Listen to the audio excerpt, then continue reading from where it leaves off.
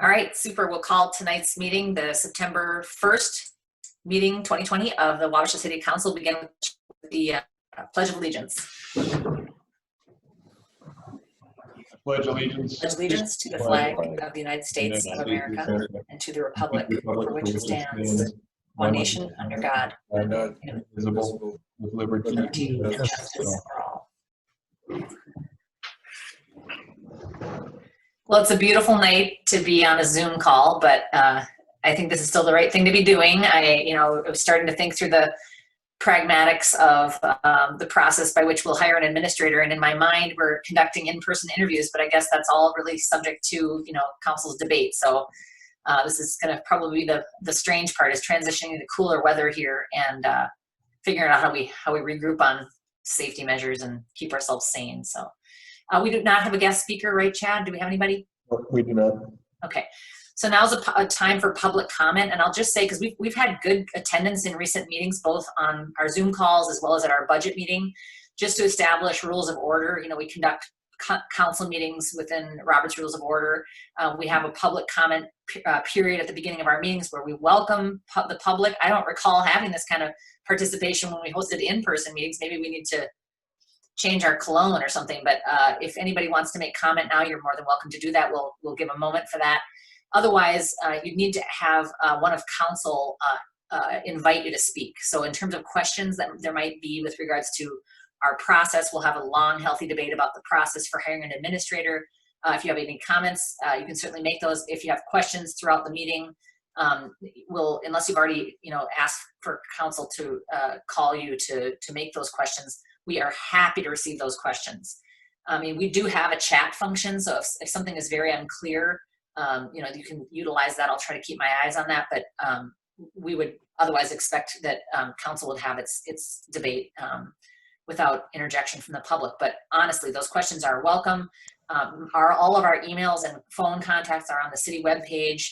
We'd be happy to respond. So you can always contact City Hall if it's just easier and get through to your representative. But not to squash the questions, but just to keep order. We always have a certain amount of business we need to get through in the time allotted. So does anyone have any public comment they'd like to make? If you do, just go ahead and unmute yourself and state your residence, your address, and go ahead and share what you'd like to.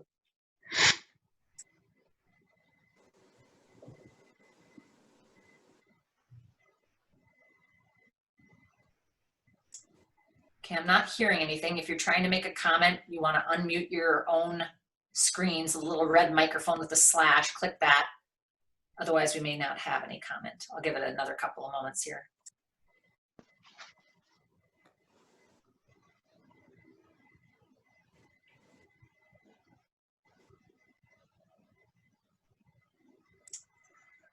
In the meantime, I see we've got Darren on. That's good. Okay.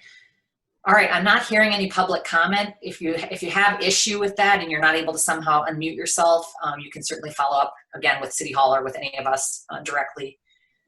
Do we have any changes or additions to the agenda? Yeah, I have. I'd like to just briefly discuss the 2021 Highway Maintenance Agreement. So can we pull that out? Pull that out of consent? Yeah. Okay, we'll make that general business 7. Any other changes or additions? Okay. All right. As you know, I like to keep the presentation of my own view of the world pretty short, especially because my view of the world is like right out Main Street. So I don't even see Jeff Sulla walking by anymore. At least I used to run into Jeff and Paula. But today was a big news day. Gunderson is officially welcoming, the community as they align themselves with our care facility and our system, which is great news. I was actually there for a PT appointment when they were starting to roll out some of those welcome initiatives with both staff and the public. So that's exciting. It sounds like that's going well, and I think we can look forward to more of that. Other members of council may have heard from Gunderson's. I'm not actually sure of his title. I think he's the vice president of community engagement, had reached out and said right at the beginning of the pandemic that it looked like most summer meet and greets were going to be canceled by virtue of the discouraging large gatherings, and they really feel bad about that. So my guess is that they're trying other methods in which to engage. So if you hear from them, I let them know this council has a pretty good representation of people in the healthcare space. I mean, certainly Tim and John and, you know, Chad had a history at Mayo, and Jeff's got, you know, spouse in St. Elizabeth's, and I have a healthcare background. So they were eager to hear that. I think they'll appreciate the framework of understanding that council has around care delivery and the importance of it as of rural access, but also the importance of that facility as a major employer. So I know that they'll continue to reach out to us, probably just no celebrations in the short term. Also in the news, you know, school is starting on Tuesday. And so that's, you know, there's a lot there. I really appreciate Ms. Grainer's coverage of our meeting. Thanks for the thorough coverage of the budget meeting. You know, we still have work to do there. So if you haven't read the Herald, you'll find there's a lot there this week. And I think that's about all. I actually wasn't able to make the state's announcements today related to COVID. I mean, every community is in sort of a different space. So I still feel like our local public health is the authority that we really want to be paying attention to. Semtra has published some additional COVID-related relief for businesses and renters and homeowners, I think, if I'm not mistaken. Buffy Baranek was clear to point out that there certainly, of course, with state subsidy, state aid, there will be no opportunity for anybody to double dip. So if somebody has, you know, pursued funding from DEED or other outlets, including our Port Authority, and can't justify additional funds, then this won't be a good fit for them. But if somebody has not made effort in that regard, or the tools available to them have not been a good fit, they should be aware that there are funds available through Semtra, and potentially we can help to leverage that. There's a CARES Act, sort of separately, there's a CARES Act webinar, I think tomorrow at 1 o'clock, that's led by the Southeast Minnesota League of Municipalities. I asked Chad to forward that on to council, so if you have a lot of email you haven't gotten through, maybe go looking for that one. Cities are all thinking differently about how they can use CARES Act funds, and so we may, you know, come up with ideas in the future or learn from other communities what's applicable. But in terms of the space of individual businesses, you know, they have to be bricks and they have to have a location. For instance, at-home businesses, et cetera, are not eligible. So there's some eligibility. That too, I thought was very well covered in the Herald this week. So hopefully that, I thought, very clear article will make it clear to people. But if folks need assistance, I think the city can probably help to kind of explain some of that, or at least be clear that if they've covered some of their losses or costs with Port Authority emergency loan funds, for example, then it wouldn't be a good idea for them to try to receive additional support for those same things. But if they have uncovered costs beyond what was covered by their emergency loan, they may be a good candidate. So I expect this to be a continuing, you know, news item that we're just going to see state and certainly federal tools made available, and people are just gonna have to do their homework. It's, you know, the processes are not, I don't think, overly cumbersome, but it's not simple either. So folks have to just be committed to looking out for their best interests and make sure that they don't get themselves into a situation where they can't be accountable for the grant funds, because they're gonna need to be with regards to government money. I think that's it from me. And as for committee reports, maybe I'll go across my screen. Tim is next. Do you want to share from planning, Tim? Yeah, we didn't meet on August, and we'll be meeting, I think it's September 8th. Yep, that seems right. Yeah, okay. Otherwise, no other comments. Great. John, you want to update us from Port? Indeed. Port Authority met on the 18th of August. Light agenda, really just two main items in general business, one of which was we accepted payment in full for the JPN loan that was in arrears, or actually in default. And so that has now been satisfied, and that puts all of the loans that are currently with the Port Authority current and in full compliance. So that's pretty exciting. That was a big move on our part. We're excited to have that done. We were going to have a staffing discussion, but that got kind of tabled until we could go through the personnel committee, as well as what we have in our packets tonight. So that's that part. And then Dave Woodley did mention, it was in the paper as well, just a quick success with respect to the food shelf, and that it's opening shortly. If it hasn't opened already, I'm not even sure, but maybe September 7th is what he thought, but I'm not sure when it's opening at this point. But that was about it. Question for you, John, because I know you commented on this, or Chad has satisfied this question, and I just don't remember the specifics. Mary Fleechek reached out from Main Street because she was going to be a part of a Main Street directors meeting and wanted to be able to summarize the efforts to assist businesses in our community. Was the Port Authority's sense that you would not be at this time requesting any of the city's CARES funds because there wasn't additional demand for the second loan option? Is that correct? Yeah, Okay. at this time, Yes. that is the case. Right. And we still have that opportunity, of course, if we see a need for a third offering, we Got might it. do that in future, but yeah. Okay, just needed to check my memory on that. Okay, thank you. Yep. Yeah, the food shelf is exciting. There's been a lot of community support, including a lot of in-kind labor. And Stan Gordon was painting when I stopped by one day to look for Chris Simonson, and he was beaming, and it looked great in there. And I know that the board of the food shelf was chomping at the bit to get in there and use that space. So that's a great sign that they feel satisfied with that. Yeah, As it's I really a great deal. It really, really is. Good. So that's all I've got. Okay, super. Utilities, Brian, anything for us? We did meet today instead of next week. It was a weird situation because of the holiday and just how the month laid out.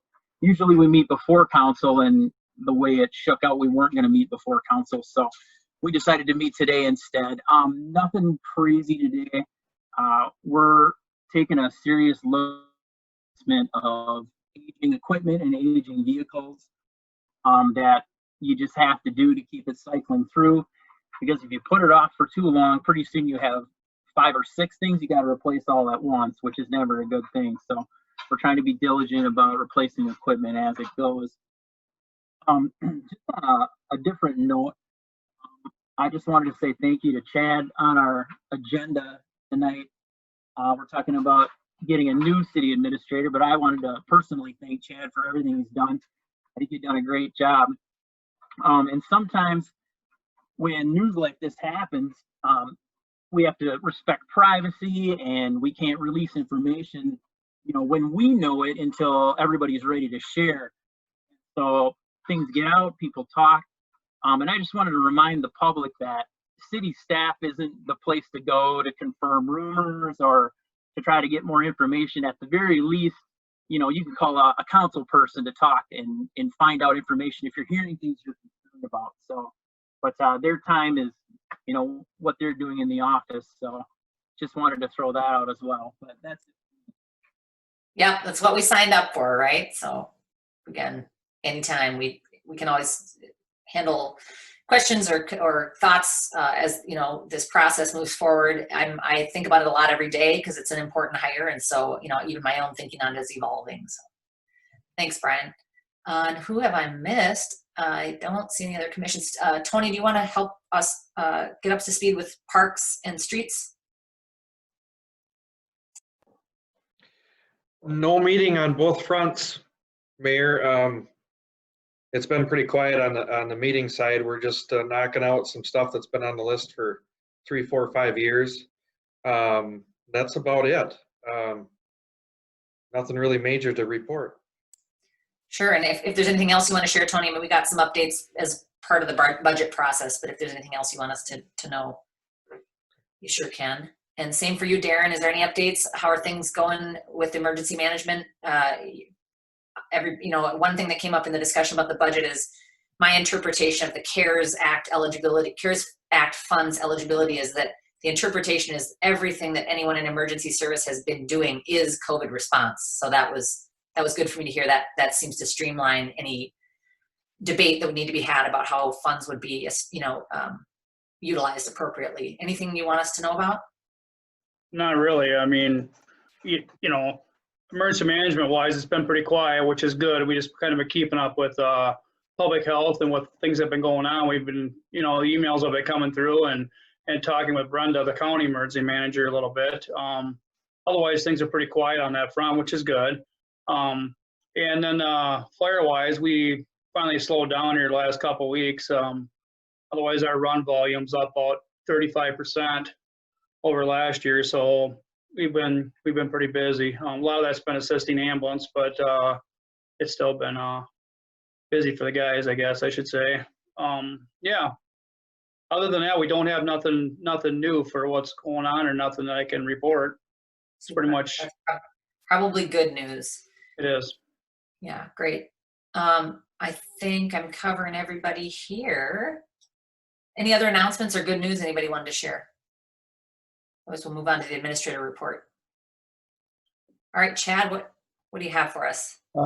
Just to touch up on the, or follow up on the food shelf, we were successful with a Smith grant, Greater Minnesota grant for $10,000 that will help offset the city costs of the 20,000 that we had, or up to 20,000 that we had committed, the council had committed at the last meeting. So that's good news. Thank you to Chris Simonson for that. She did a lot of the legwork on the grant to get that submitted. So that's been great. Getting to the Gunderson story, I'd like to personally thank John Friedmeier, Mark Jarstead, David Woodley. They were three of the key players, at least locally, on those meetings going back nearly, I believe, five years probably now. I tried to go back and create some of that history and see when this all started, but also Representative Haley and actually Senator Scott Jensen, that some might be familiar with. He's made some news here lately, but he was actually a former physician here in Wabasha, and we met with him up in Representative Dean's office, and I believe that's where one of the funniest, Mark Jarstead from the Port Authority actually broke one of Representative Dean's chairs in his office the day that we were meeting up there. So it was humorous, but that was a big time for the city of Wabasha, and it's exciting to see that headline. Actually, I talked to a couple people at the hospital today, and it goes back to, like I said, 5-6 years ago when the city really decided that was their number one priority, and the Port Authority ran with that, and we went from there. So that's very exciting for the future of Wabasha, I think, and something good. Other than that, as far as the report goes, I've been working with some staff to, give some duties to watch over when I'm gone. We'll be having a department head meeting tomorrow where we'll roll out some more information for the staff.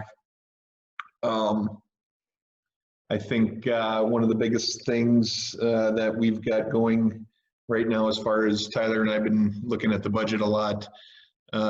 Emily, I sent you some more information here tonight to take a look at. And then additionally, Craig and Emily, I sent you both emails on Brian wants to have one final meeting before I'm gone on the street, Highway 60 and the other information that we've been working on with MnDOT. So we're looking at that next Tuesday morning, if you could make that. Good, yeah, that should work. I'm happy. Did they reach out, or did you nudge them one last time here? This is actually an internal meeting before we go to the county first, and then we'll get the county on board, and then we'd get everybody back at MnDOT. So this is talking some of that cost share information that we were talking about with the county, as far as the local projects, some of the turn back information. And then also Brian's got some refreshed estimates on all the Highway 60 stuff. So we'll have a number going into that, that we know that Fausto for MnDOT is also working on, based on the last meeting. So that'll help get the ball rolling there again and get some progress on that side of the game too. So good. I'll just respond on Tuesday if that works, Craig and Emily, and we'll get something. Tony and Pat are going to be a part of that discussion as well. So yeah, if we can get it going early. I was going to leave town that day, but I can hang around in the morning. Okay, Brian, I think you heard that I would like to do it before 10:32, Brian Mulm. So if we could shoot for maybe 9. I can figure that out. Yep. That's okay. Fine. Excellent. Great. Okay. Other than that, I'll just say, it's been a good 6-7 years.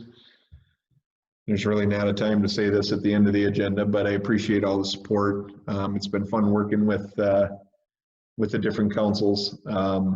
Staff, of course, has been outstanding, and I think that we've got a really good crew here. So I look forward to the officials in place. I think they've got a good plan to backfill this, and I think that's what they were elected to do. And I look forward to the process that that's been laid out. So I know that everyone, the officials have been elected for these decisions, and I trust that we've got a great crowd here, or a great group here to make those decisions. So anyway. Thanks. You keep us functional. You'll be missed, Chad, for sure. Everybody has a dynamic, and we appreciate your communication skills and your positive attitude about the can-do nature of things. I honestly wasn't sure when this Greater Minnesota Futures thing started if Craig and I were going to get blacklisted from every possible community committee in the future just because it started so ephemeral, but we did come down to something very possible and productive, and we appreciate that you received it that way, and we're always a supporter. And even before I was elected, this idea that we might participate in this, and both you and Rollin saying, well, what do we got to lose? So that what do we got to lose attitude, and the ability to know when we need to defend our territory, and also know when we need to be open and receptive has been really appreciated. So you'll have to check in with us and keep us motivated. Just give us a little rah-rah here and then. Hear, hear. All right. We have a consent agenda with one item removed. We have the approval of the August 4th council minutes and the September warrants. Do we have a motion to approve that amended consent agenda? Also move. Great. Friedmeier seconds.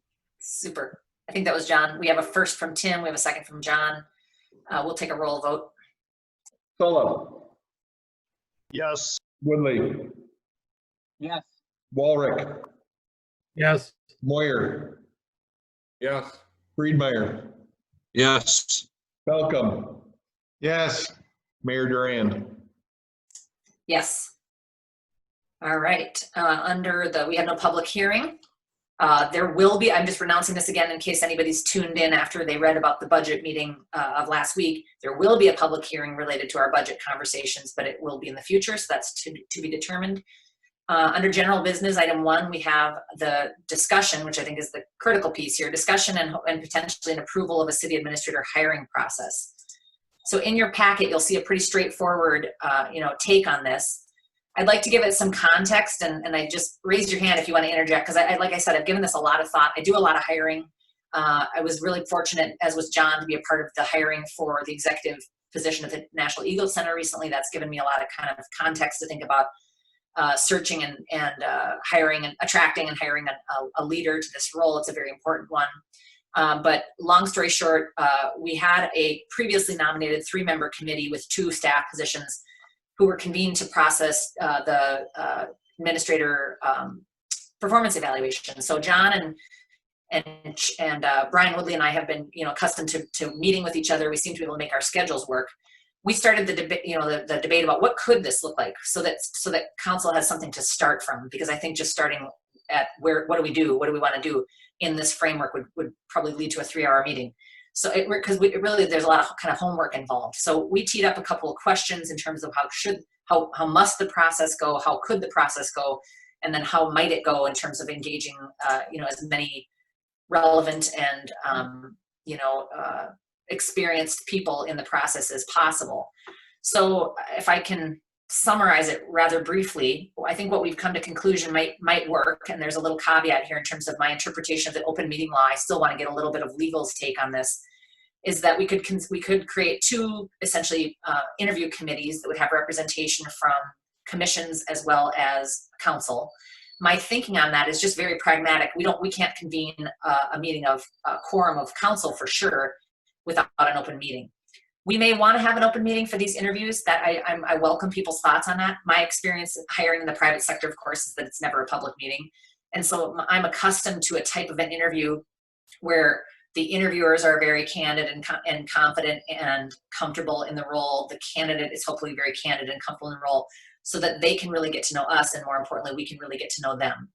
Maybe we can achieve that in a public meeting. I mean, I'm willing to give it a shot, but Craig relayed the experience of being hired as a county engineer and sitting in front of the entire county board.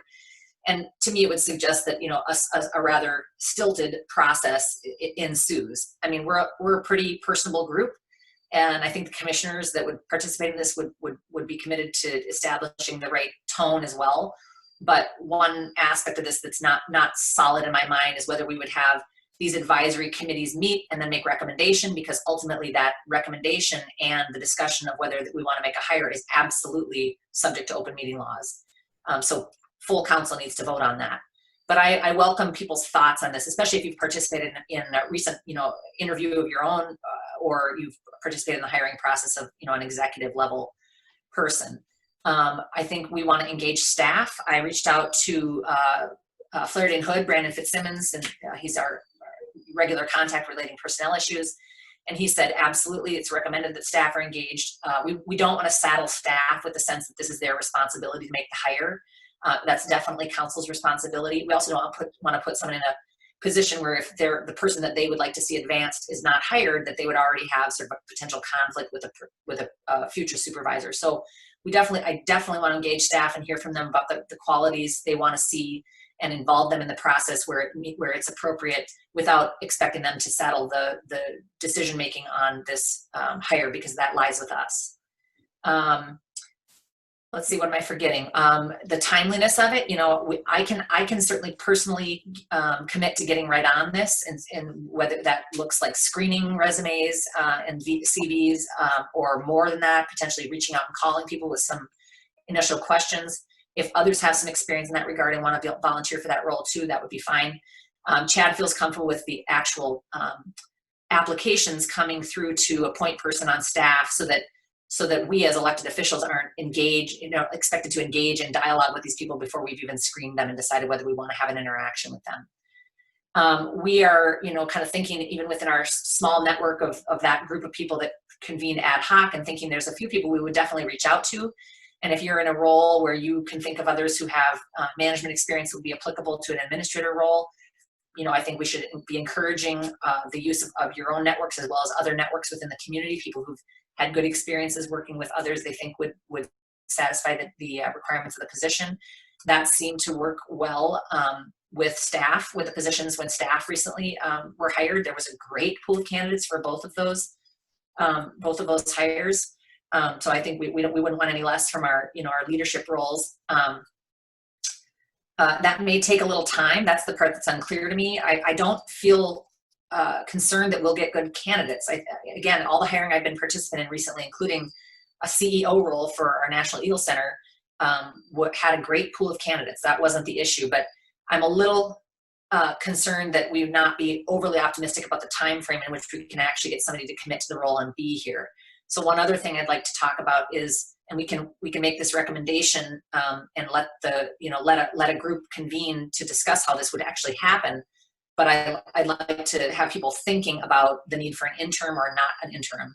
Chad has very generously said, he's a phone call away. He's not going anywhere. He's not moving into a new demanding administrator role where he can't be bothered or where there'd be some kind of a conflict. And so he welcomes, the occasional call from staff. I also realize we don't want, come December when we need to make tough budget decisions, we can't have any expectation that Chad is continuing to hold our hands. We need to be transitioned either of our own accord, that we've organized around this and we feel like we've got the bases covered and staff have the bases covered, or we need to think about support from an interim. Dean might want to say something about that.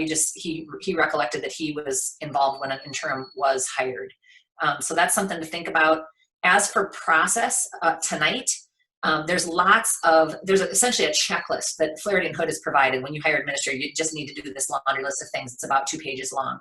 So what council should, I think, surely make recommendation for tonight is who is going to be responsible for making sure that checklist is accomplished, and potentially recommend a time frame for that, just so that we remain on the ball.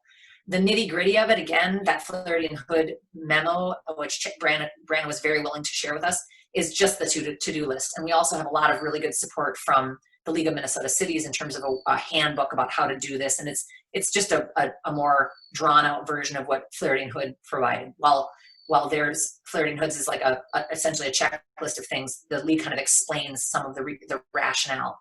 One other thing that we did discuss is whether we wanted to limit, or whether we would recommend limiting this to, somebody with a particular credential, whether they be a, certified manager, or whether we want to say they had to have been a city administrator or city manager. Our consensus in this group that was just, ad hoc was that we didn't really want to exclude any potential candidates that would have really excellent skills to apply to the job. I thought, as Chad was talking about the Mayo discussions and the transition to these conversations about another health system, that, to work with somebody who's worked within healthcare or any other sector for that matter could have unknown benefit to us. So while I respect credentials, the League of Minnesota Cities even states that smaller communities under 4,000, under 5,000 often find that those who have leadership experience and administrative experience in other arenas, other industries, so to speak, can often make a good fit.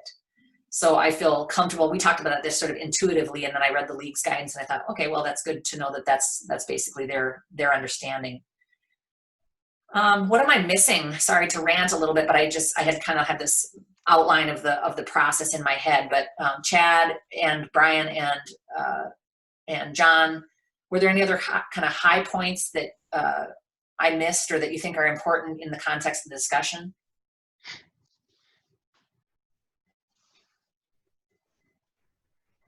Emily, I think you hit them all. I think you kind of spelled out what we had all thought about. It seems a little loose right now, but I think once we get tonight over with, there'll be kind of a good framework. So I'm comfortable with that.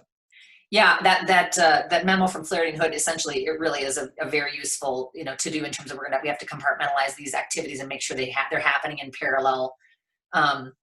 Things like, determining, just everything from determining what qualities staff think is important, potentially involving community members in that discussion. Here's an important point. Involving lay persons, so to speak. I don't consider commissioners that because they have an official role appointed, by the city. So somebody from, the business sector or our schools or something like that. The only caution that Brandon had about that is that, an individual in that role needs to really understand the privacy issues related to hiring personnel. And so that if you can trust that somebody will respect that process, that can be good. It can also be good to have the candidates that are being advanced for recommendation have a meet and greet with community members. And I mentioned to Craig, we don't have, as a city, we don't have a problem with any community groups right now. If anything, we help out in ways that probably aren't even expected sometimes. So if we had a chamber that felt unsatisfied with prior leadership, maybe we need to kind of rectify that.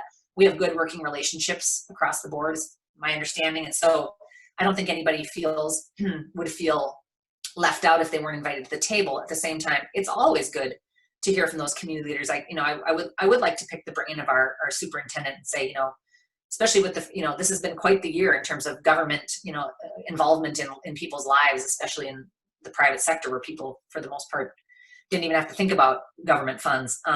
What do people want to see? And we can't expect a city administrator to fulfill everyone's needs. That's pretty much the responsibility of council to be responsive to that. But in terms of the type of person and leader that they'd like to interact with, a meet and greet sounds like a great idea to me. And I think people would maybe be more comfortable with that than the commitment of involving yourself in, a series of interviews. And that's one thing to think about in terms of the involvement of council and or commissioners, is the need to have a consistent group interviewing candidates. So it would be a commitment to interviews. I think we're certainly open to, the timing of those interviews. If somebody who's, has a daytime commitment would otherwise be able to make evenings, I would think we'd be able to be flexible there. But that would be a commitment to think about in terms of people's willingness to participate formally in the process. As for the public meeting, open meeting versus not, I'm going to look for more, regardless of what we decide. And I think it's in our best interest to regroup with our legal counsel. I did call Brandon, but didn't hear back from him quite yet. The benefit of a public meeting, even for the interviews, which, like I said, probably makes it a very formal kind of a thing, and is that any member of council or the public or anyone for that matter can sit in and listen. So there is that benefit in that format. Do you think you can send the memo to all us council members that you got from Flattery Hood? Certainly, yeah. I thought about sending it in advance, and I kind of went down the rabbit hole on it, actually, Jeff, because I started to think about myself as the person who needed to manage this stuff, and I thought, no, we need to debate the process we think should happen, and then we'll make that checklist somebody's to-do list, basically, some, a group or an ad hoc group. And I kind of think we've got staff there too to support some of it's, and that we have that authority to delegate some of the process stuff. We don't have the authority to delegate the decision, but process we can delegate to city staff, so. Mayor, I would recommend the ad hoc personnel committee or part of that, and any other commission members you want on there. I guess my two comments is that I wouldn't make the committee so big that a decision is hard to make. And the other big one I like is the skill set. I mean, I would make it generic, kind of like we're going to talk the next topic, because I don't want to get tied down to a specific role. And now all of a sudden it's 6 months later and we still don't have even anybody remotely close to that. I've had former employees that hire people and they narrow the skill set down so much that there's no way they're going to possibly find a good pool of candidates. Right. They found one or two, but we're looking for 4, 5, and 6. So I guess that is my recommendation on that. The other thing is if we want some help with screening resumes, I'm more than willing to help out with that as well. So I'm open to kind of all that, what you kind of highlighted already. Great. So we do have a staff recommendation. Again, this is just based on the rather, cursory discussion we've had of this, and the sense that we all kind of feel like we're on the same page, as well as a little bit of research that Chad and I have done on what's required and recommended. We have a staff recommendation forming an ad hoc committee with the same council members who were prior engaged on the matter to lead the recruitment process for the next administrator, and recommend that the group involve all the department heads as well as members of staff and existing commissions. So we don't have to name who those members of staff and commissions are. But I like that Tim is volunteering for that one discrete role too. I think I'd be fine if we have other members of council playing a role within that. We just can't have 4 of us convening to keep this process moving, or then we have to have an open meeting. Which, and again, I have no problem with open meetings, except the rule of noticing them makes it almost impossible to schedule them sometimes. So I don't want that to become a barrier to a timely process. It's pretty nuts and bolts what we need to do. Again, we're just working through that memo from our council, from our legal counsel. But yeah, if you can't be on that small group or don't wish to or don't feel available to, but you could see a part of this process that would feel like something you'd want to participate in, that would be great. I think everybody brings a different skill set. And once you've seen this memo, you may feel like, oh, that's something I've done quite a bit of it, or I'd like to have some feedback at that level. So that's the recommendation. Any thoughts? I mean, this is a very particular question, but it's interesting when you say not too big, Tim.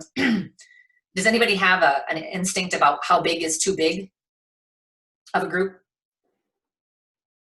My personal opinion is 5, but that's about the extent of that. I mean, I wouldn't go much more than that through my experience with hiring people, but it really, I for surely not more than 7, but I think 5 could be an adequate number to get the right questions asked and so on. I mean, it's not like we can't be involved with some of the questions we would like answered. Sure. So that would be my recommendation. Okay. I think we got to point out too that the ad hoc committee is simply to keep things moving and to keep the process moving. Because I think every council person for sure has to be involved every step of the way. And that can involve looking at resumes, giving input, but it's just a matter of the people in the ad hoc committee. We take it to the next step. We keep people informed. We're able to talk without convening a meeting. So yeah, I don't think it's anything where no one from council is not going to have a full say. We're not designating this just to certain council members, certain staff. We're just going to have them as part of this committee to keep things rolling, but keep the other council people informed to the fullest extent in any part they want to participate in, for sure. Yeah, I like the idea that the ad hoc committee can be however many people, but I think their job is to basically keep things rolling, keep things moving. They'll not be selecting a candidate, but they will be soliciting for candidates and then just to keep the council informed through some type of timely reports. So we know, council members know exactly where the ad hoc committee is in this process. When there's interviews would start, would there be any value in possibly having maybe 2 interview teams to do that, to interview the candidates? So that way that would involve more of the council members in that actual interview process. That's how I arrived at that too, Jeff. I just want to make sure that that passes muster in terms of open meeting laws. And I think I outlined it to Brandon as such. And he called me back when I was loading groceries in my vehicle, but I was listening to his response, and he said, that sounds fine. And so I just want to be clear in our intent there and make sure that's that we have a solid interpretation of that. Tony. I just heard the last question from Councilman Sula. I've done quite a few interviews in the past over the past years, and if you don't have a consistency with the people in the group that are interviewing, it's hard to get consistency in your what do I want to say, how you're comparing Rationale. Yeah, so I mean, that's the only bad part I could see with that. I know that, you know, he wants to involve more people, which is great, and it's hard for 2 or 3 people to interview 4 people and then have another group interview the other 4 people. I mean, you could try and compare notes, but just in my mind, it would be hard to, you know, keep it even, I guess. My interpretation of it, Tony, is that we would double down. We would actually all interview the candidates. It would just be a 2-stage interview.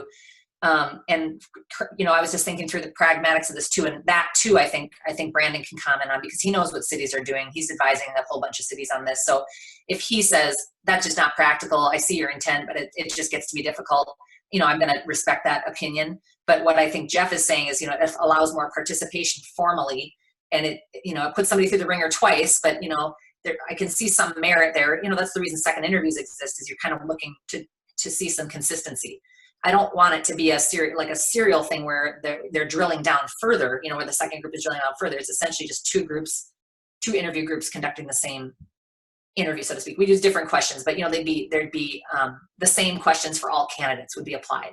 The 2 groups would use different questions, but they'd be, you know, again, you're looking at some behavioral questions, and you're looking at some kind of factual questions about what have you managed, so that both groups would get a sense of someone's style and personality, as well as, you know, their explicit experience. So again, it's a little, we have to be a little careful. It's a science, not an art, so that we make sure we're being consistent.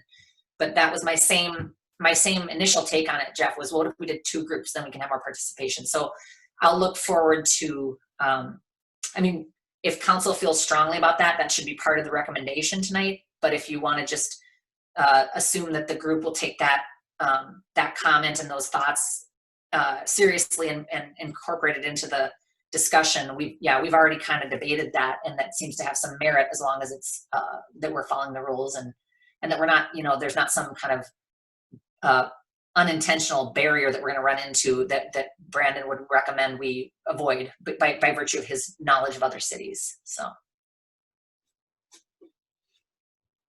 Mayor, if I may. Yeah. The theory would be that the ad hoc personnel committee would kind of filter everything out.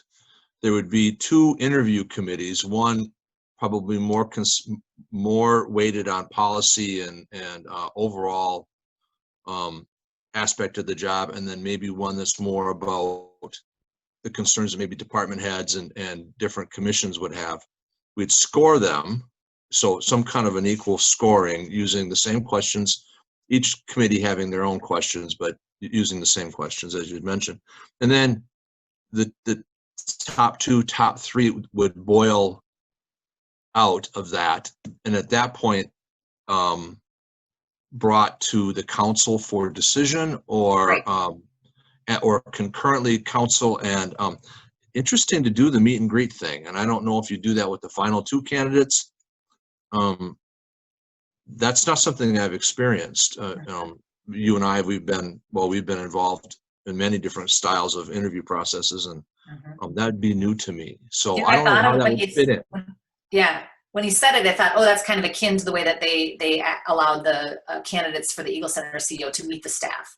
It was a way Yeah. for us as hiring authorities to watch that dynamic and sort of how they conducted themselves. It wasn't formal, but you know, you got a sense of how they would engage others, and you know, I thought it was valuable. So I did too. That was interesting observation, and it was good. It was a little more low key, more casual. Yeah. So yeah, I see that. especially if we go with a public meeting. If we go, you know, if we're advised that, you know, you're just better off because then you're sure that you're following the rules to have these be truly public meetings. That's redundant for them to be public meetings, and there is that sort of formal nature of the interview hire or the interview process. Which, if that's the way it should be, then that's the way it should be.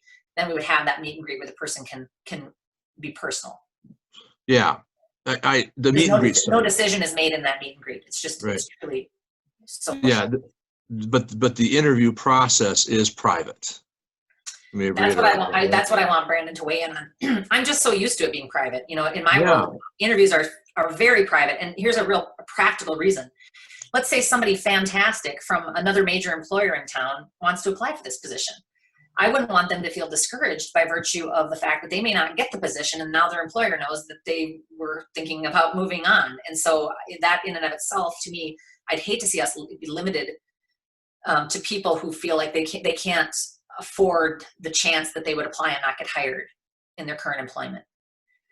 And, you know, employers understand that, but it depends on the situation somebody's in. And so, you know, I also have experienced, again, only private sector interviews where, you know, people can let their hair down to some degree because it's not on the public record. They can talk specifically about a challenge that they faced and really how they really addressed it and their own real flaws and what they have learned from their own mistakes.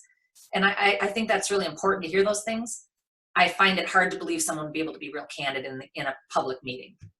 It's I mean, the newspaper is going to report it, and that's what that's their job. I don't discourage that at all.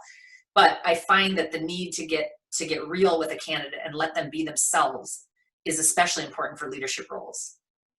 Yes.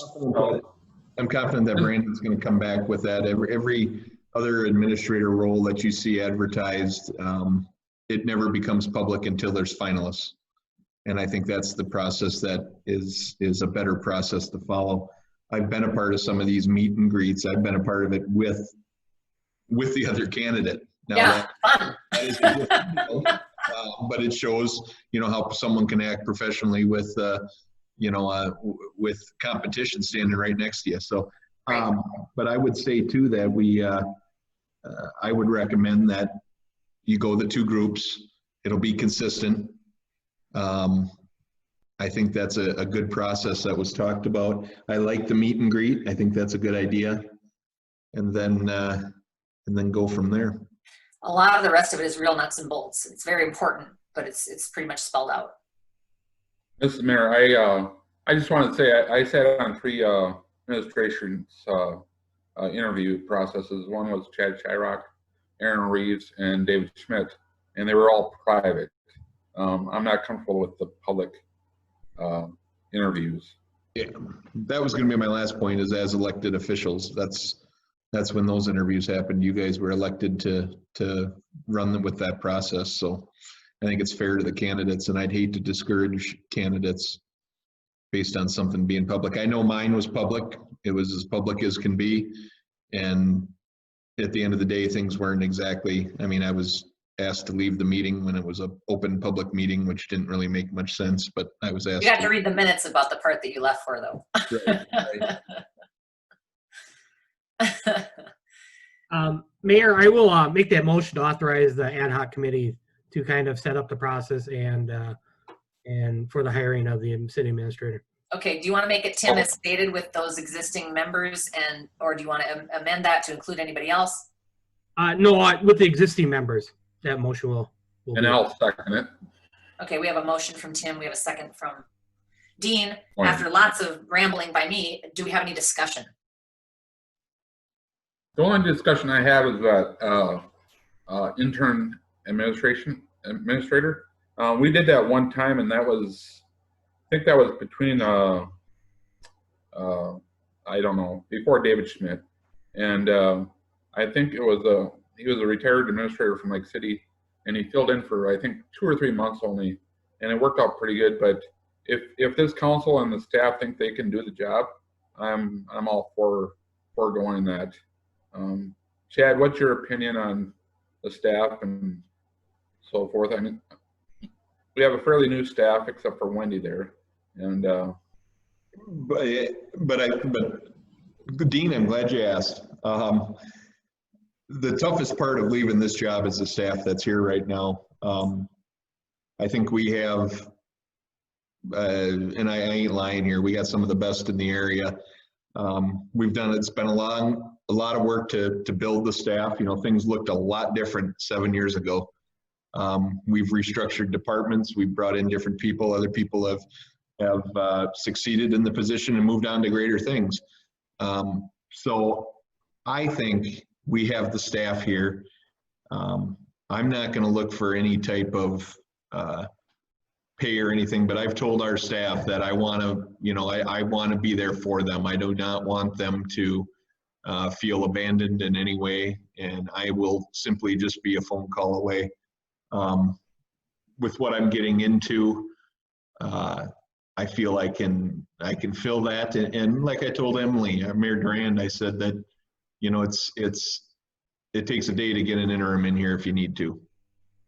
And I don't think at this point you should pursue that.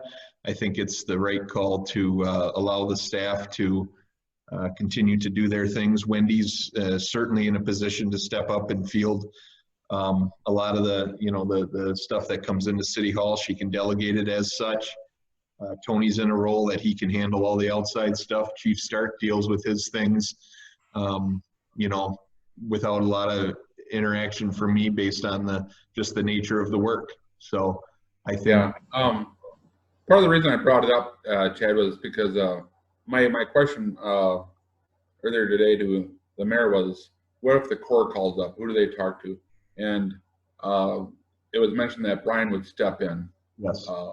And so forth. And I feel a lot better now that I hear you saying that and what Mayor said earlier. So but I just wanted to bring it up for discussion. Exactly. And I brought that up when I first met with Emily and them. I thought Brian's in the best shape to be the first call for the Corps. If that doesn't work, Brian can certainly call me and we can talk about the process. And if I have to come to a 2-hour meeting, I'll come to a 2-hour meeting. It won't bother me one bit. So. Very good. I appreciate it. I'm still a citizen of Wabasha. Any other discussion item or discussion consideration? All right, we have a motion and a second. We can call for a roll vote. Woodley. Yes. Walrick. Yes. Moyer. Yes. Malcolm. Yes. Friedmeier. Yes. Philip. Yes. Mayor Durand. Yes. So we have, thank you, that passes. Thanks, everybody. I know that's a lot to kind of debate and think about, and I apologize. You know, I'm learning things as I think of some of the considerations and reaching out to the league and to, you know, our legal counsel. So if you have thoughts that you think would inform this process, please advance them to Chad. He'll get them, you know, he'll get them to us so that we, you know, everybody's brain is, the collective of all of our brains is better than fewer of us, but we'll take this process and lead it forward. And of course, if we get to a decision point where we think it warrants council's input again, we can always call a special meeting or, you know, put it on our agenda if it's timely. To your point, Chad, about if we feel like we needed an interim administrator, we'll address that with the full council. All right, so now related, we have review and approval of the city administrator job description. At this time, it's a draft. We can make recommendation to it tonight, or if we feel there's additional clarification that needs to come of the work of the ad hoc committee, I think that would also be reasonable. So again, we've drafted this attached description. Again, you'll see there's no requirement about a particular credential, but there's requirement related to experience.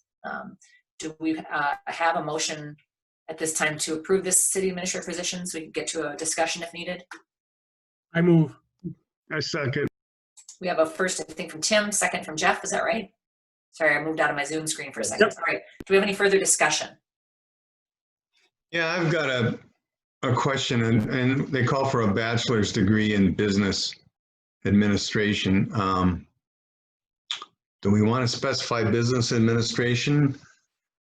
I don't know if you can get a bachelor's in public administration. I know you can get an MPA. Or do we want to leave that, what the bachelor's degree is? I think they should have a college degree, a bachelor's degree, but I think do we want to specify business, or do we want to leave that a little more open? I wondered that too, Craig. You know, like it's those undergraduates, which are oftentimes preparing you for a graduate program. Sometimes they're real goofy. Like when I went to the University of Minnesota Morris, it was called Liberal Arts for the Human Services or something. That was everybody who was thinking about public policy to somebody who was going to think about working in social work. So I just thought we could take out the closely and just have it say degree in business administration or related field, and then that person will try to interpret their experience accordingly. What would be a related field? Like I said, somebody who's done a sort of a generalized bachelor's that prepares you for working in social services, where they may have some public accounting and, you know, ethics and things like that that would relate. They maybe don't have a business emphasis within that, but I'm just basing it on my experience. And, you know, the people who I ended up befriending who now work in public policy, they were all liberal arts for the human services. That was their major. That was their BA. In my experience, anything that says related field opens it up for everything. Yeah. But you could put management for your bachelor's. Management would be okay, yeah. Or related field. Yeah. Something like that. Just take off business too. That would more generalize it. Yep.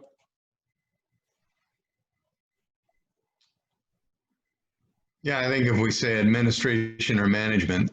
There you go, or. Okay. That's good.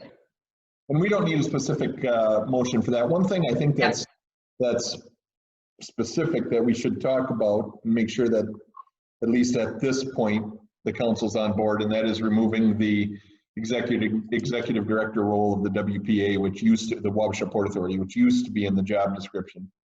I think we can cite several experiences within the city of having specific expertise in those areas. You know, opens up a lot more broad opportunities for the city than what we can maybe do with current staffing levels. So currently the Port Authority pays the city $12,500 per year, actually $15,000 per year for staff. And I think that, you know, for another $5,000, we got a quote that CETA could come in and do that. So I think that that's a key point, unless the council has, you know, insists that it stays in there and that's what the group should look for. I think that should be discussed. I'll make a comment there. I try to just remain a little, you know, as impartial as I can, but my observation, not being a member of the Port Authority and really trying to learn about CETA, is that while we've had great staff support, you know, it's not, you know, community development is an area of expertise where these people become sort of functional experts, especially in particular areas of community development that are, you know, applicable to rural communities. I was very impressed by the CETA conference last year, which is about this time, and seeing what people were able to accomplish in cities, you know, akin to Wabasha with a day a week, because they are also doing that same type of work in 3 or 4 other communities. So they're leveraging, you know, efficiencies as well as expertise.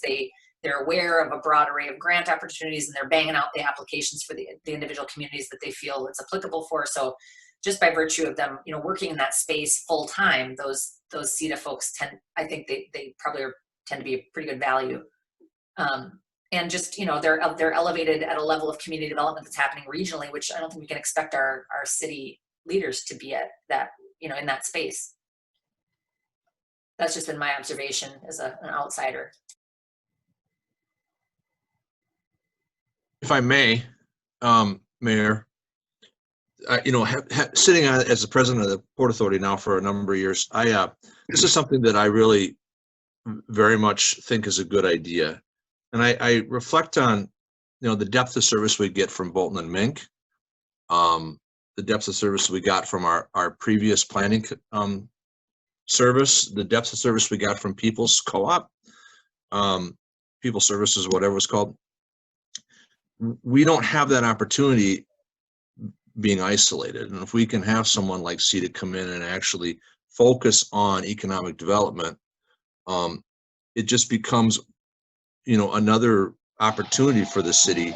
And it allows the administrator to actually manage that rather than actually have to do it. So I'm a big supporter of this, and I know Chad and I, you and I have talked about this for some time. So this is kind of, I brought this up. I actually tabled it off of the Port Authority agenda last time so we could talk about it here first.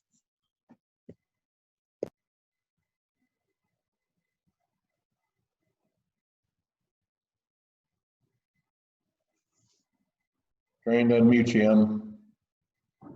Thanks, I'm talking to myself or my dog. Nope, she's ignoring me. We have a motion to approve this as it's outlined with, maybe a little wordsmithing on this specificity, the degree. And we have a second. Unless we have further discussion, we can take a roll vote.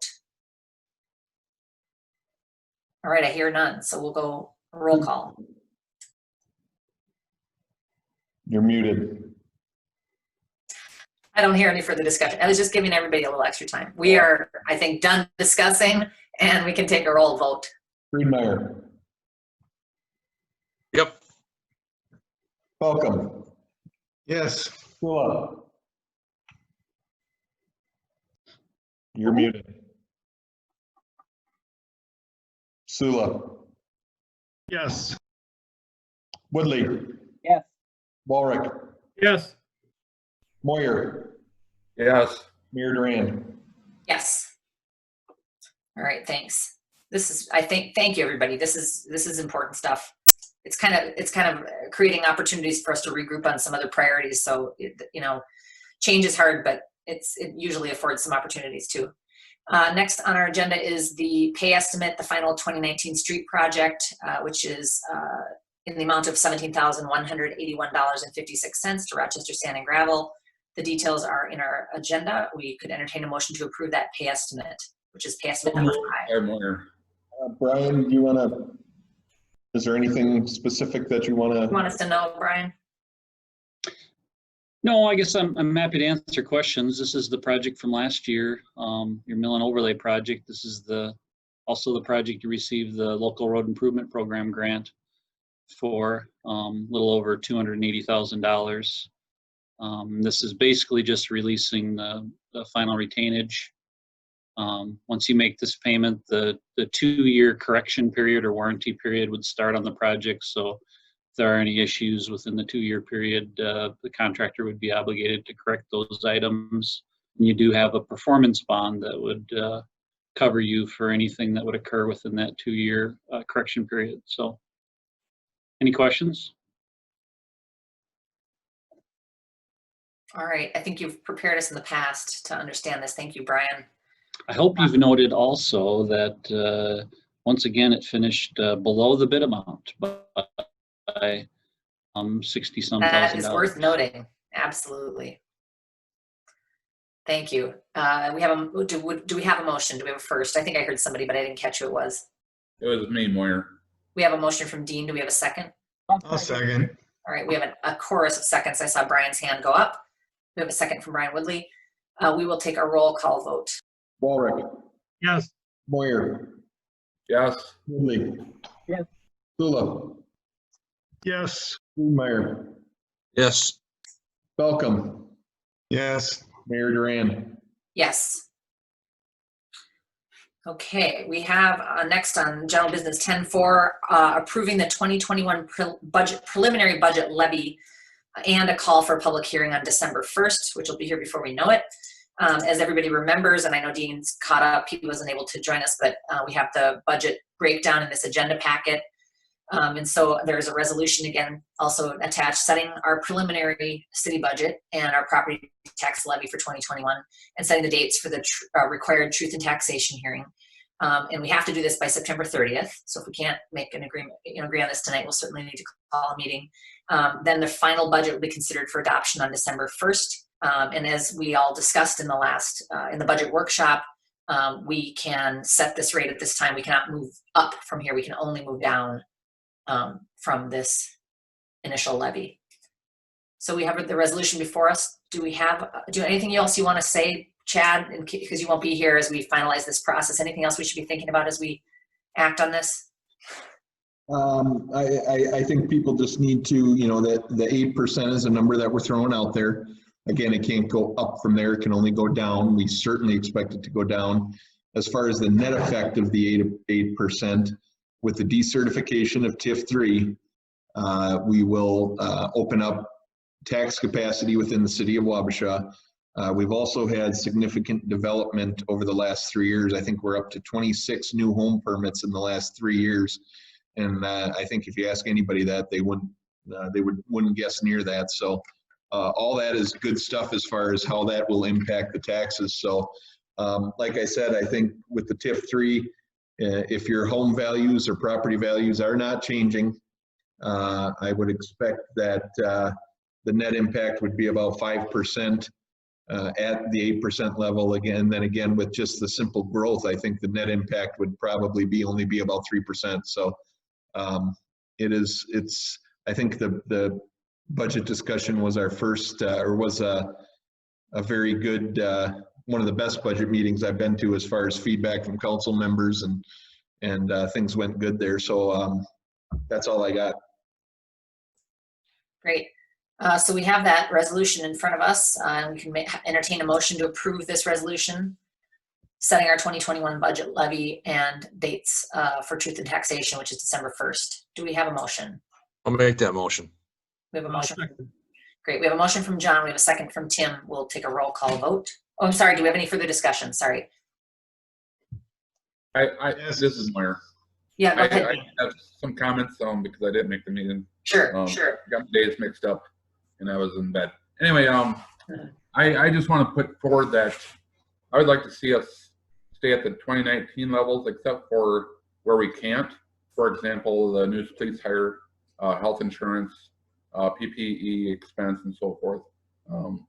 I think our taxpayers need a break from this year, just like everybody else does. So I will make motion, or not make motion, but I'll vote for tonight's, but I would like to see it narrowed down at the next council meeting. And that's where I stand. So. Yep. I think you echo sentiments that were shared on our budget night. I don't remember what day it was either, Dean. I'm in the same boat. I can't remember if it's Tuesday, Thursday, or next Monday. But that was stated too by other members of council. And what I couldn't remember, Chad, is that we handled these further discussions in other budget workshops, right? So we could really view the spreadsheet and watch the changes and all that. Is that how we did that? Last year, I believe we did, yeah. Yeah. And it varies. It depends on Tyler and discussion. So if it's timing, it's how sticky of points are there. Yep. Okay. But yes, Dean, I think we all look forward to that and feel committed about that. Craig, did you want to say something? Yeah, I just want to echo what Dean said. So the levy's going up 153,000, something like that, the tax levy. And so these are times when some people are, a lot of our businessmen downtown that own stores, restaurants, and things that have been hit hard. There's people around town may have lost their jobs. So this year, these are tough times for a lot of our citizens, and I think we bear that in mind. Yeah, well, I'm going to vote to pass this thing tonight, but this is that 153,000 represents a 12.2% increase in the levy, that's the property tax. So I think we have to bear that in mind, and we have to try and look for ways to narrow that down in the coming weeks and months. That's all. Agreed. Yeah. I want to echo the same thing with Dean and Craig. We're just a lot of people have suffered through this, and having an increase in this levy here kind of comes across as Wabasha is doing business as usual. We're going to raise your taxes every year, and then we're going to try to sugarcoat it when we say, if you have a $150,000 house, it's only going to raise your taxes $6 a month. But this has been bad for everybody. Eagle Center, Meg said the revenue's down 50% from normal and they're only open 4 days a week. I had another business owner tell me he expects their revenue to be 40% below a bad flood year. So we're going to be raising taxes on people in the town. That just doesn't sound like the right way to do that. So we better be hoping to get more down to like a 2 or 3% at the most increase. Jeff, I agree with you 100%. We got to find ways to keep it down. It's just that simple. Yep, I think we're in agreement. So we better look forward to those meetings, whether they happen to be in workshop sessions or part of regular council. We'll commit to that, commit to looking at that budget. The thing that's a struggle for me, and all the budgets I manage are the same. They're all personnel, right? And the cost of healthcare. So we're battling that same cost like every other business, and whether you're big, small, or in between. It's worth noting that our staff are not taking an increase. So we're putting them in a position that others are faced with their own employees. It's, the control of healthcare costs is something that as a city, we're really in no better shape than any business in terms of, fighting that battle. So we got to look carefully and ask questions if we think there's something where we have the opportunity to make a difference. Make sure we get to the department heads to clarify those questions and really get those questions answered so we can make decisions accordingly. But I think we have some, there are some tools in our toolbox already in terms of ensuring that we don't stay at 8. So I feel confident this group can get that done. All right, do we have any further discussion? All right, we'll take a roll vote. Falcom. Falcom. Yes. Friedmeier. Yes. Moyer. Yes. Walrick. Yes. Woodley. Yes. Philip. Yes. Mayor Duran. Yes. All right, now a bonding bill resolution. So I had some questions about where the bonding bill is at. If you're reading the Star Tribune or any other paper, the Post Bulletin, et cetera, it's kind of on the cover of, every other week that we do not have, assurance that we will have a bonding bill yet in this year. Other communities have elected to establish a resolution that it's more important than ever that lawmakers come together to pass this. We know that everybody's hyper-focused on COVID, and that's very important. But, some of these projects are extremely critical. And there's certainly been lots of good effort to get our project positioned for some staged activity that I think would be key to not just economic development, but economic recovery. So we have a resolution before us that I'll just read quickly. Whereas the people of Minnesota need basic infrastructure such as drinking water, sewage treatment, roads, bridges, and where our state and nation is facing one of the worst economic struggles in its history. One of the best and only tools the state has to stimulate the economy is a bonding bill that will create jobs and inject much needed funding into our state economy. And whereas the Minnesota legislature failed to pass a bonding bill in the 2019 legislative session, and whereas the legislature failed to pass a bonding bill in the regular 2020 legislative session and 2 subsequent special sessions, and whereas interest rates are at an all-time low, and whereas the city of Wabasha has benefited from being awarded bonding funds in the past and supports using bonding funds to expand and benefit other communities in Minnesota, be it resolved that the City Council of Wabasha, Minnesota urges through this resolution to its lawmakers to work in a bipartisan way to pass a bonding bill in the special session to be held in September of 2020. Be it further resolved that this resolution be transmitted to Representative Barb Haley and Senator Mike Goggin, Speaker of the House Melissa Hortman, Senate Majority Leader Paul Gazelka, House Minority Leader Kurt Doudt, Senate Minority Leader Susan Kent, and Governor Tim Walz. Do we have a motion to support this resolution, or I should say pass the resolution in support of a bonding bill? Moyer makes motion. Great, thanks, Dean. Do we have a second? Second. We have a second from Craig. Do we have any further discussion? All right, we'll take a roll. Just want to make one comment that the big reason why the bonding bill has not been forwarded is because the Democrats have refused, and Waltz have refused to give up the emergency declarations for this COVID. I mean, that's the big holdup. So, there's bipartisan, I don't think that's going to happen. Well, we'll see. I guess, outside of this discussion, we talk about this, of course, in the context of the Eagle Center, and I at least hear some I don't know if it's optimism, but some sense of it potentially still being realistic. And so when a insider, a state insider remains hopeful, then I try to grasp onto that. I think we're all a little disillusioned regardless of our kind of stance. So I'm just trying to catch that glimmer, and I certainly sent my own letters of support, and I'll continue to do that. But I think this is one thing we can do to show a unified urgency regarding the matter.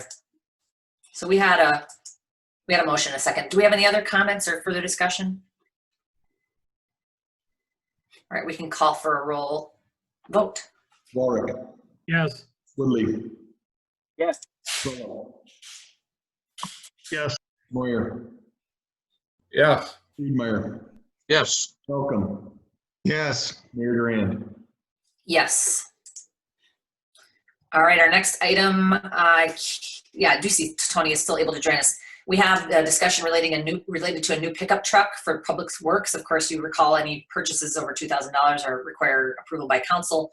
Great report here, presumably all from Tony, in terms of mileage on these existing vehicles, some of them from the early 90s, and their condition and the needs of staff given our current employment. And so I will leave it at that. There's lots on the agenda. Tony, do you want to say anything pertinent?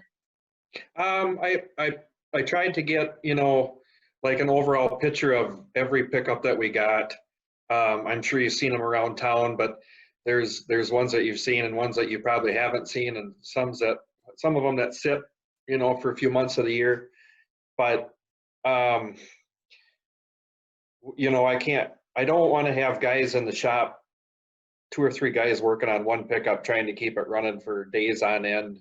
And it just, we're supposed to be out working on things, and we do have a guy that's the more of a mechanic that does that work when it comes in, but they're looking at me like this, there's no fix to this. So it's kind of time. Yeah. And safety wise, it's a couple of them are no longer, I can't even let people drive them. So we've definitely got our use out of a few of these trucks. And I'm not to say that we look at purchasing one now, and in a year or two we might be back here doing the same thing. I mean, it seems like 3 or 4 out of the 5, 3 or 4 trucks are just all falling apart at the same time. And I guess unless anybody's got any questions, hopefully I explained it enough, and maybe I gave too much, but no, the detail is actually helpful. I mean, we aren't in your shop. We are, I'm happy to see the orange trucks around town. I don't examine their condition, so this is very good background for us. And I see too, we have a street commission voted unanimously to gather pricing and purchase, so we've got their due diligence too.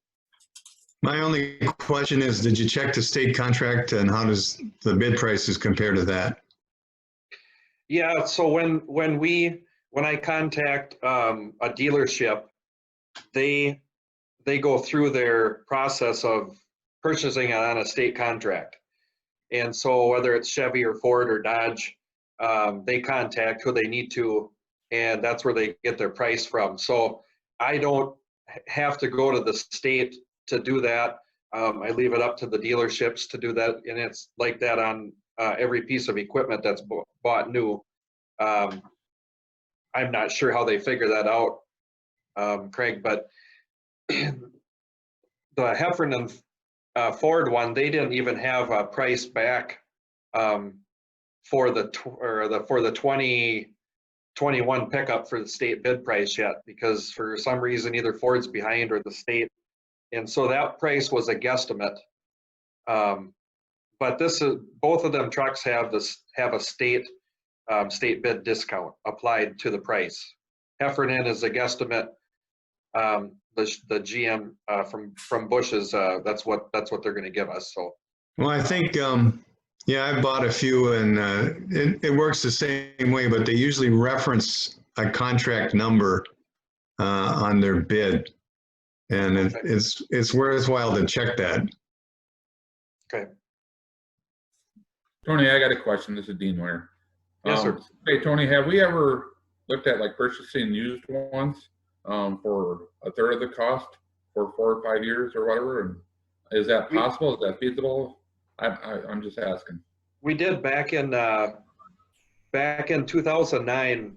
I was going to get a used pickup. There was a couple orange Chevys that were at a dealership just coming out of Lake City, and I brought it to the city council, and they said, with the state bid, why are we even wasting our time with the used trucks? And I said, well, I'm just trying to save money, and look at it that way. But most of the people that I talk to that buy equipment or pickups and things like that on a regular basis, like contractors and stuff, the benefit for us is the state bid discount, and that really jumps us ahead of the game as far as pricing. It's usually about a 20% discount across all equipment. So, Chad, I got a question for you. Being that this is in the replacement plan, yeah. How does that affect next year's budget? Is that already fixed into this budget, or? Yeah, it's in the capital improvement plan, which isn't part of the general fund. One of the biggest, based on the information that was shared during that on the levy, one of the biggest levers we're going to have to pull for the budget for next year is the funding into the capital improvement plan, which we budgeted $75,000 of next year's budget to continue to keep that hopper full so we can continue to replace large purchases like this one. But this will not affect, this will actually not affect this year's budget or next year's budget. It'll just affect our long-term opportunities within the capital improvement plan.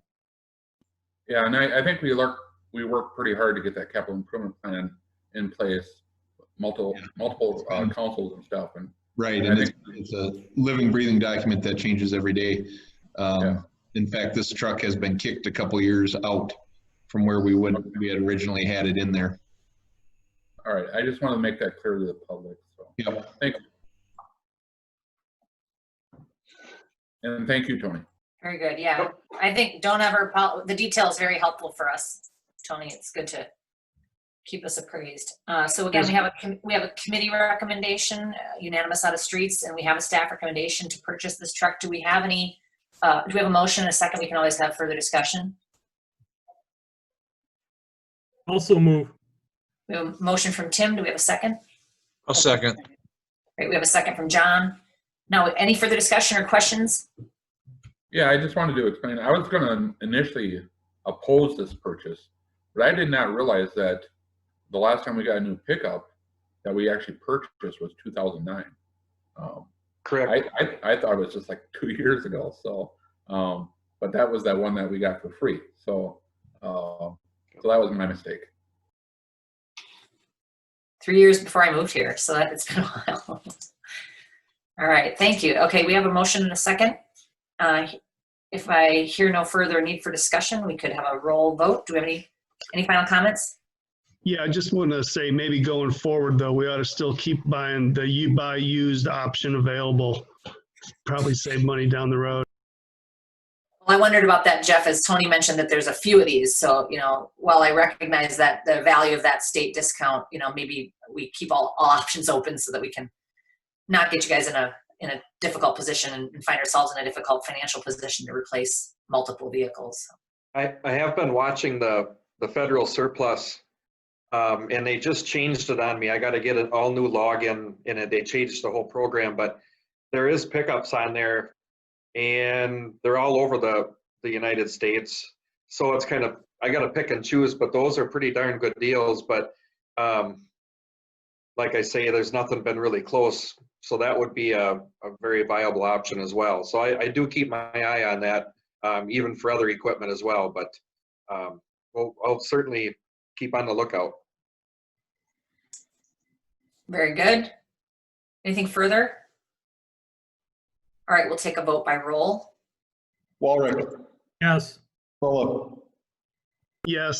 Woodley. Yeah. Welcome. Yes. Friedmeier, Yes. Moyer, Yes. Mayor Duran. Yes. All right, thanks, everybody. That's our general business. Oh, I'm sorry, we had one move from the consent agenda. I almost skipped it. Let me go back here. The 2021 highway maintenance agreement. Craig, you wanted to talk about that a little bit. We have that maintenance agreement in our packet.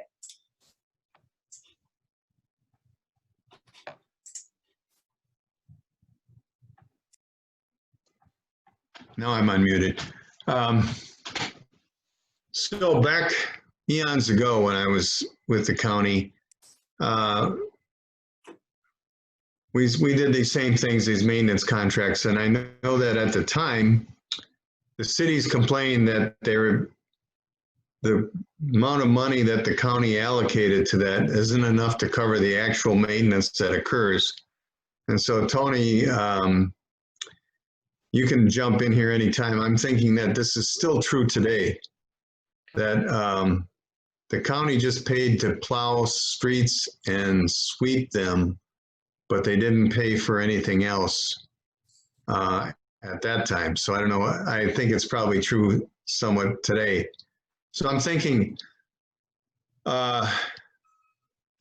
is there any harm in asking for more money? If we're really spending more money on these streets than it takes to maintain them, why not ask for the amount of money that we're actually spending? Well, here's my explanation, Craig. So if you look at the $10,128 and you compare that to our entire snow removal budget, that's almost 50%. So the amount of road that and the maintenance that we provide is only plowing and hauling snow from downtown and sweeping downtown.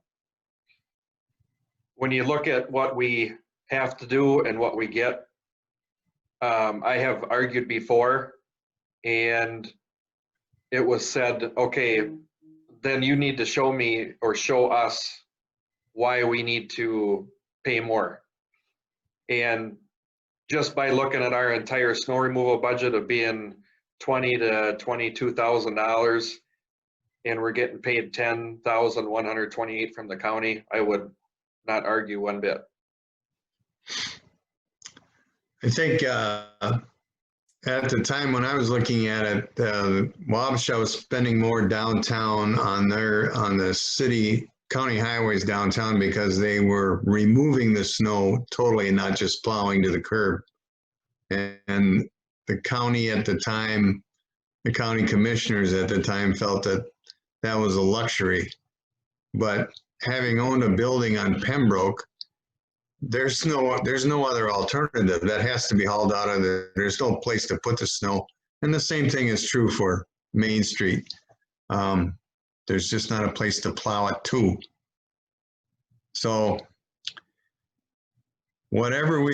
I still come back to the fact that if we're spending more money on those streets, we should ask for the amount of money that we're spending, because those are bona fide costs. Just my opinion.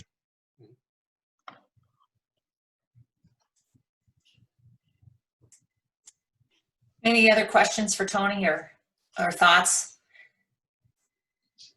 What's the timeliness of this maintenance agreement, Tony? Do we have time to think about it further? Or do we need an action out of tonight's meeting so that this can move forward? If so, we'd need to structure that motion and resolution.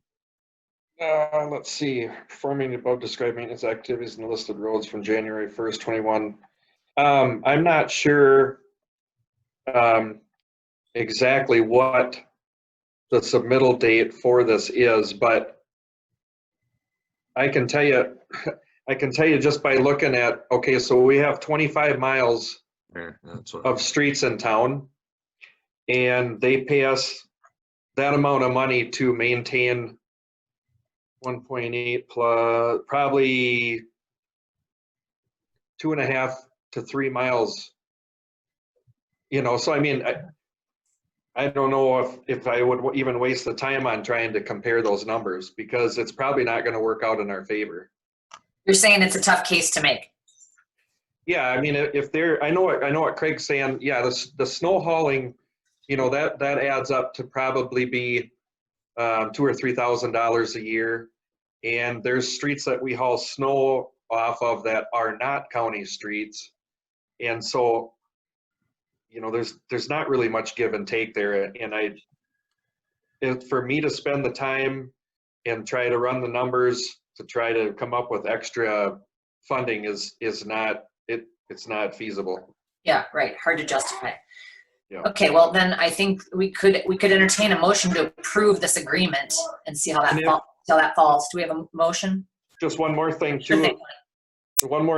That so when the county turns these roads over to us down the road, this money will be gone away.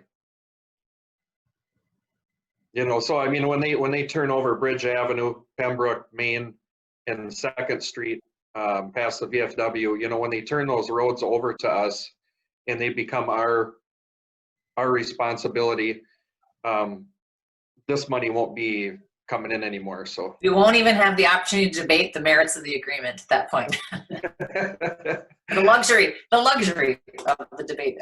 I'll make The motion value to approve this agreement. at this time, Mr. Mayor. You make a motion, Dean? Yes. Okay, and do we have a second? I'll second. We have a second from Tim. Any further discussion?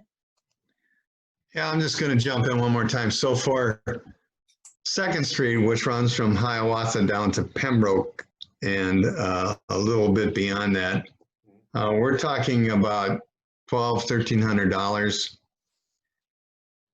I got to believe you're spending more than that on those snow plowing on those things.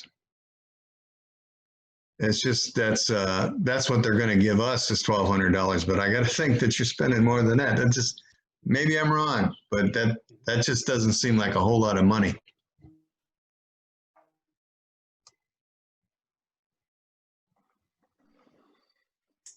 I hear Tony saying the sum. I mean, these individual lengths and sums might not really seem to make sense, but when you look at the total sum compared to your total budget, it's kind of hard to make the argument. That's what I'm hearing Tony say anyway. Yeah, and I, all I would do is take 25 or 10,000 divided by 25 miles or whatever, and bring that out and reference that over to what they're paying us for the 2 or 3 miles, and there's going to be no comparison. And they're going to ask me to. They're going to ask me. You really don't want the agreement to get drafted in the other direction, that's for sure. Yeah, exactly. They'll probably drop it down to 5,000 or 4,000, and I'd rather not touch that for the next couple of years. And sure, we have been getting. I think I've almost seen it as low as 5,500, but usually it bounces between 6 and 7. The 10,000 is the highest that I've ever seen since I've been here in 18 years. So. They figured that off the last 3 years, and we'll definitely take that money. Okay, well, if it's going up, I guess that's a good thing. Yep. All right. Any further discussion? Otherwise, we can take a roll vote. All right, we'll go for it. Hello. Yes. Woodley. Yes. Walrick. Yes. Moyer. Yes. Mayor. Yes. Welcome. Yes. Mayor Duran. Yes.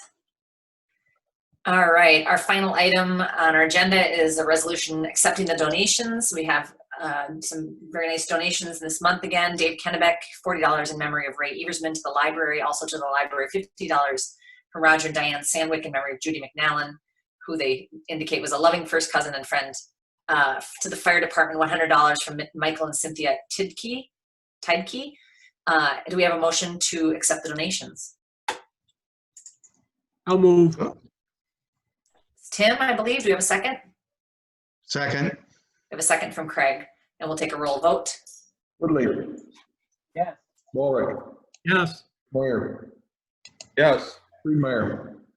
Yes. Welcome. Yes. Philip. Yes. Mayor Duran. Yes. Okay, you got your information from Tyler. Our financials were emailed. Let him know if you didn't receive them. Any other announcements? I'd like to say something if I could. Certainly, Tony. I'd like to thank Chad for his time here. And when he came aboard, things really improved big time. Policy, morale, the whole kit and caboodle, and I hate to see him go. I tried to talk him into part-time, anything, but it's to no avail. So good luck, and thanks for helping us along, and that's all I got. Well, thank you, sir. Second that. Mutual. Yeah, and if I may, Chad, I would certainly say that both personally and as a community. Thank you very much. There's been a lot of things that we've worked on in the last 7 years, and to great success. And it's not many towns that have accomplished what we've accomplished under your guidance. So I recognize that and thank you very much. And Chad, I second all that too. I'm not a lot for it, so. It's been a pleasure. And I won't be far. Yeah, you've been really great, Chad, in terms of helping me get up to speed as a newly elected, and grow a lot. I'll grow more, in the context of hiring somebody. But I wish it wasn't you we had to hire to replace. But this is, again, you've built a good staff. I'm happy to walk in and see everybody smiling and busy, and that's to your credit. And you saw the need for that, and even when you see the need for that as a leader, probably in no environment is it more difficult to make the case than in government, because we're always watching that bottom line. But people make a difference, and you've been able to attract and get some really good people up and moving, leveraged leadership opportunities for Wendy, and transition some people's careers very effectively. So that's all really, that's not something everybody's capable of, or willing to do. So thanks a lot. Mr. Mayor, usually if this was a regular council meeting, we would close and people would gather and talk to Chad and all that. And I see we have Brian still online, and I see Rollins still online. Would it be appropriate to let them talk if they wish to Chad? Sure thing. Maybe we'll just adjourn and then we'll just leave the line open. Should we do that? Sure, we could do that. Okay. Do we have a motion to adjourn? So moved. I think that was Dean. Yes. And second by Tim. Is that right? Great. All right. We'll roll call for adjournment, and then we'll certainly keep the line open here. Warwick. Yes. Moyer. Yes. Friedmeier. Yes. Welcome. Yes. Willa. Yes. Woodley. Yes. Mayor Duran. Yes. All right. Yeah. This is the part where we'd be walking out to our cars and patting Chad on the back and saying, don't be a stranger.